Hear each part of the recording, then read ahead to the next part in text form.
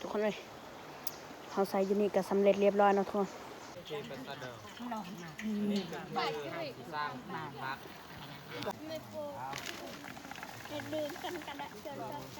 ทำเดี๋ยว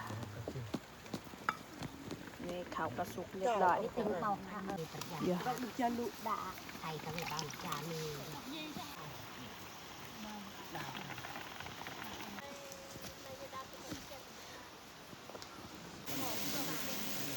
ที่บางที่เศษ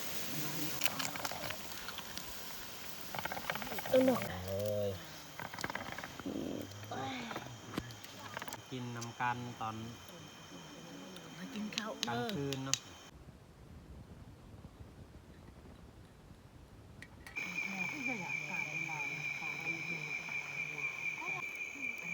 มันจะเบิร์นเร็วเนาะอันนี้รีบเปล่าจะเตรียมนอนเลยครับทักทายสบายดีแล้วก็สวัสดีพ่อแม่พี่น้องเบิร์ดมูสุกรชมนี้ก็เป็นEP2ทุกคนเลยข้าวกันยังอยู่ในหัว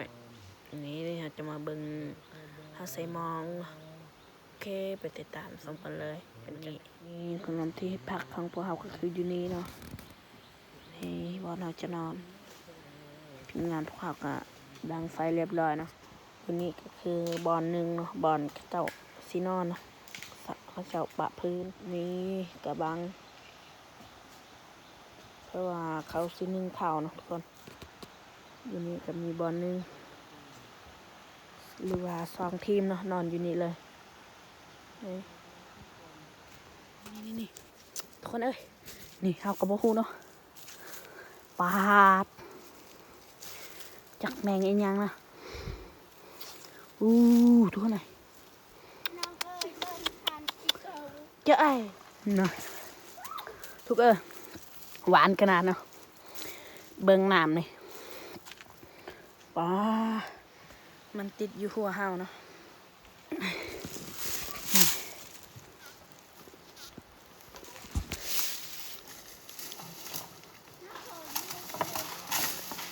เขาจะเอาเดี๋ยวว้าpower เลยนี่ทุกคนเลยตัวนิ่มเนาะนี่ตัวนิ่มเนาะทุกคนเลยนี่เบิ่งนี่หวานนะ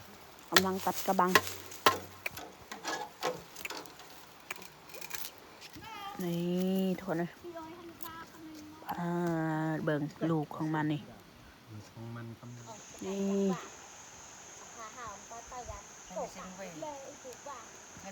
มีบางคนกับมีการหุงข้าวเนาะนี่ก็คือมอนเบาปอกเมียสินอนเนาะ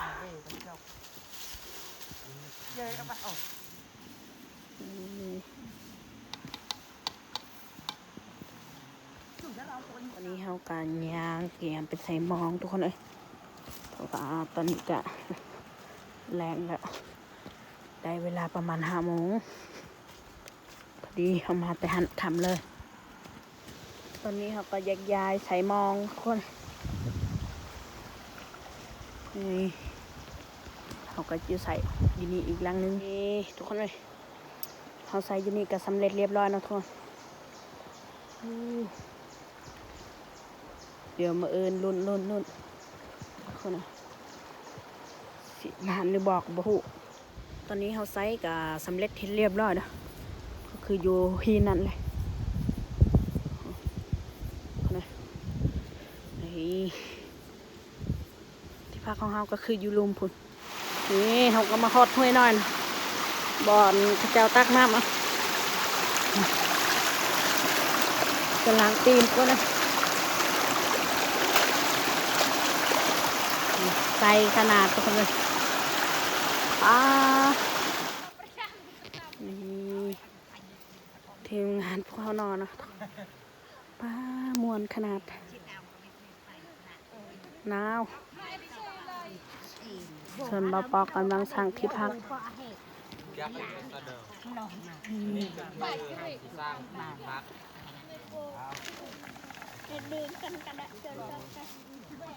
นี่จุกผัก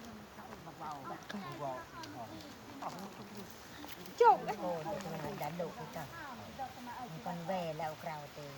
chân rà mòn chặt chặt đầu cuốn vào tít nó giờ nó đang cái đầu mày nở tôi sang mày nở về mình phải ที่แม่เฮากำลังทอกข้าวเนาะอย่า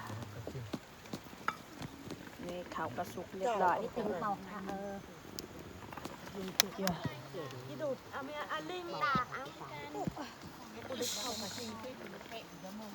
อย่า cho lụ đã thầy các người bạn trả mình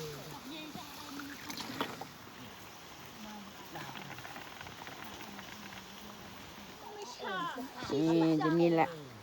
เราก็จะนอน4 คนเนาะ เลยจีดูไป ตอนนี้เราก็นั่งอยู่นี่เนาะบรรยากาศก็6 โมงกำลังหุงข้าว คนออกเนาะ นี่ตอนนี้ไก่จะคำแล้ว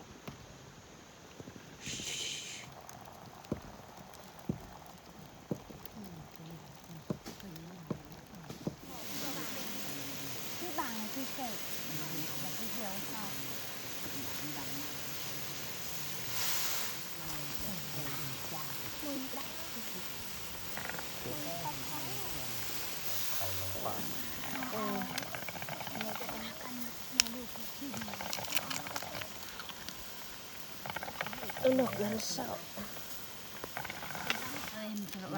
ใส่หอมปอม หอมปลอม bên vào vát và đều บ้าน หยุดหยุดหยุด เอ้ย ชราวบะมากินข้าว กลางคืนเนาะที่ว่ากลางคืนแต่ตอนทำตอนเวลา6 โมงแล้วตั้งนั่นนี่บวงของเฮาเด็กแหล่อยู่ในลาสเดนไม่ใช่ เอา โน่นสเดนโน่นก็บ้านลูกจาง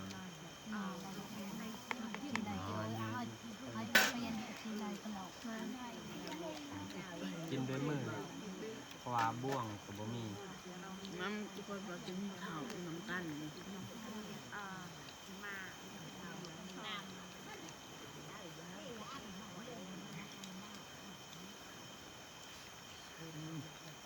หอม เอาละน้ำมาเอาละ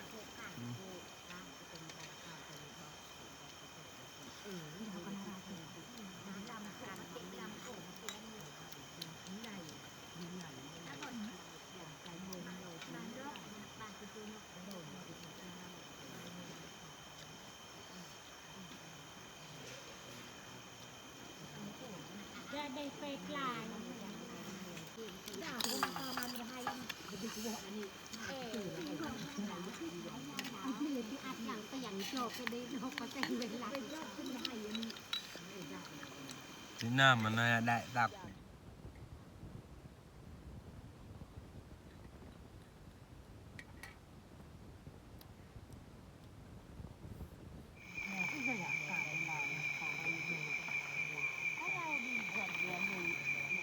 ฉันเป็นนกไรตากนกเผือกอย่าง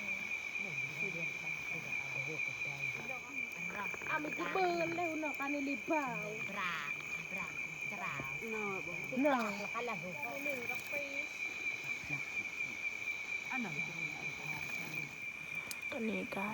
ได้เวลาเดินแล้วทุกคนแล้วเราจะเตรียมนอนเลย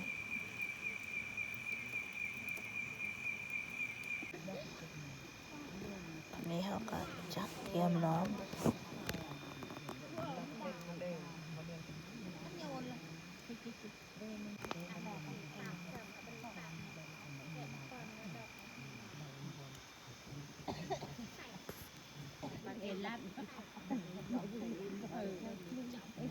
Hãy subscribe cho kênh Ghiền Mì Gõ để không bỏ lỡ